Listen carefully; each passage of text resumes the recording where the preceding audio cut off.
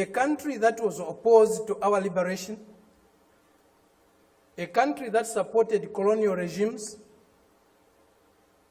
the apartheid regime in South Africa, the white racist minority regime in Zimbabwe, now Rhodesia, now Zimbabwe,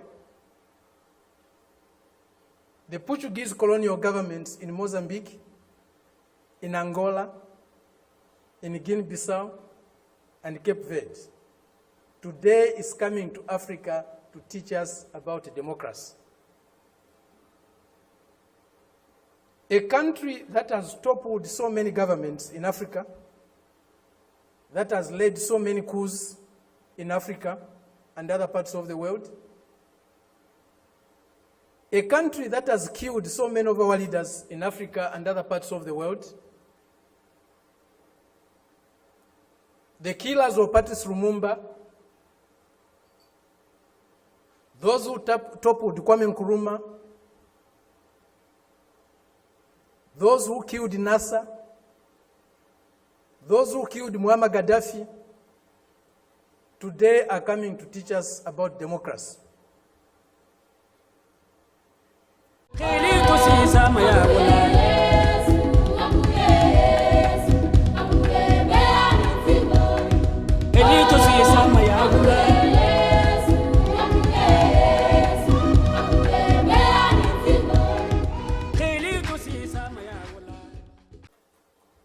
Comradely, respected comrades and friends, in a truly fair, free and peaceful world, democracy takes many forms of expression, not only one.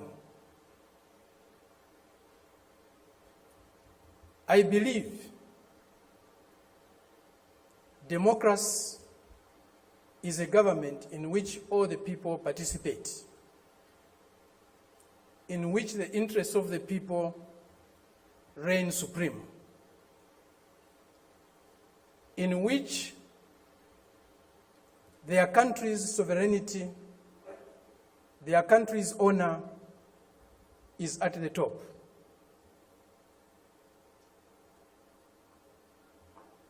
It seems that this month is a month of democracy discourse in the world. At the end of this month, there will be a conference in Lusaka, or a summit in Lusaka, Zambia, my country, led by the United States. They have come to Southern Africa to teach us democracy. A country that was opposed to our liberation, a country that supported colonial regimes, the apartheid regime in South Africa, the white racist minority regime in Zimbabwe, now Rhodesia, now Zimbabwe, the Portuguese colonial governments in Mozambique, in Angola, in Guinea-Bissau, and Cape Verde, today is coming to Africa to teach us about democracy. A country that has toppled so many governments in Africa, that has led so many coups in Africa and other parts of the world, a country that has killed so many of our leaders in Africa and other parts of the world, the killers of Patrice Lumumba, those who toppled Kwame Nkrumah, those who killed Nasser, those who killed Muammar Gaddafi, today are coming to teach us about democracy.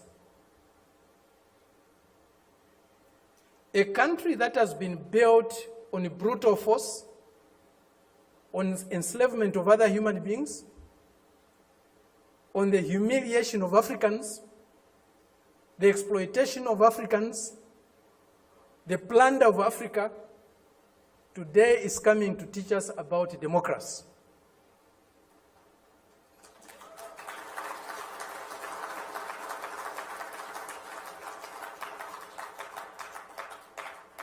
That's the arrogance the imperialist arrogance, the racist arrogance that we are subjected to. We cannot have democracy where there is hegemony of the strongest, mightiest imperialist power. We cannot have democracy where a country's resources, a country's decisions are dictated to by another country. A country that is dominated by another country cannot be democratic. A country that lacks sovereignty cannot be democratic. A people that cannot decide for themselves cannot be democratic. A colony, a neo-colony cannot be democratic. That's why today, even at the United Nations, membership is on the basis of sovereignty. Only sovereign nations can be members of the United Nations, because only sovereign nations can decide for themselves. A colony cannot be a member of the United Nations. It's not by accident. It's not a mistake. If you have no respect for the dignity of others, if you have no respect for the sovereignty of other countries, you cannot claim to be a champion of democracy. They used to say, all roads lead to Rome. Today, we can confidently say, all roads to progress, all roads to what is better for humanity lead to Beijing.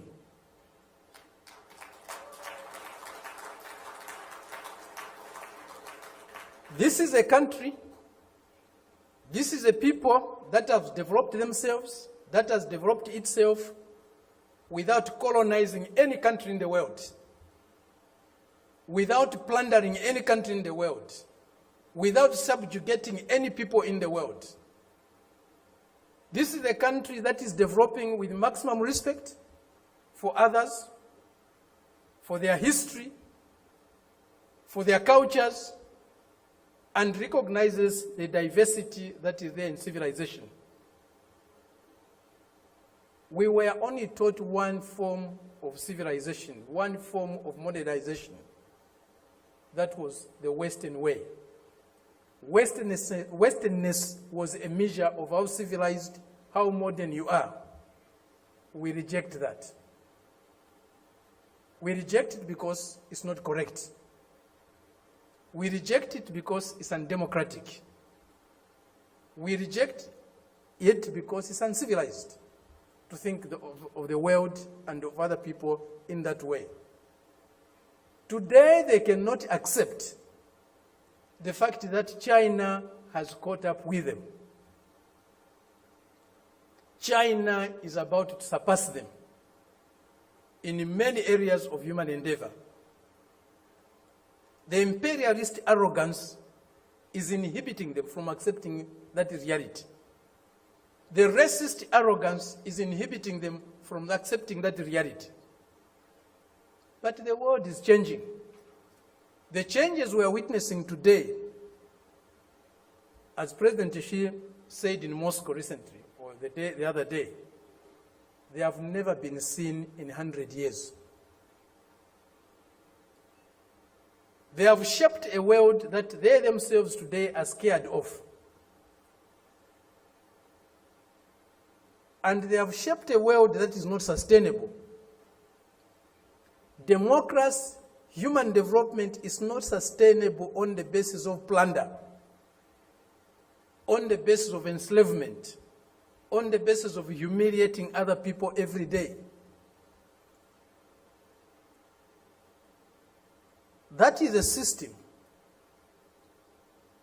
we are seeing today, a system that will not survive if plunder is eliminated, if subjugation of other peoples, other nations is eliminated.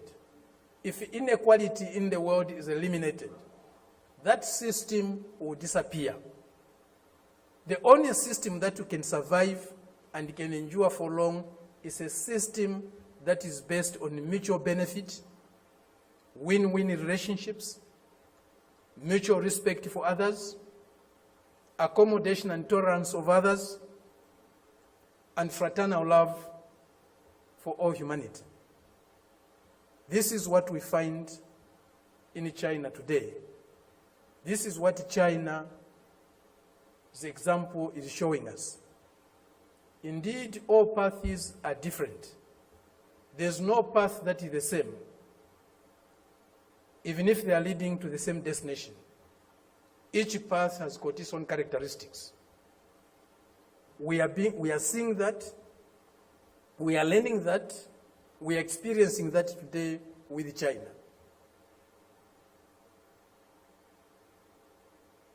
There are many things that need to be done to get the world that we want.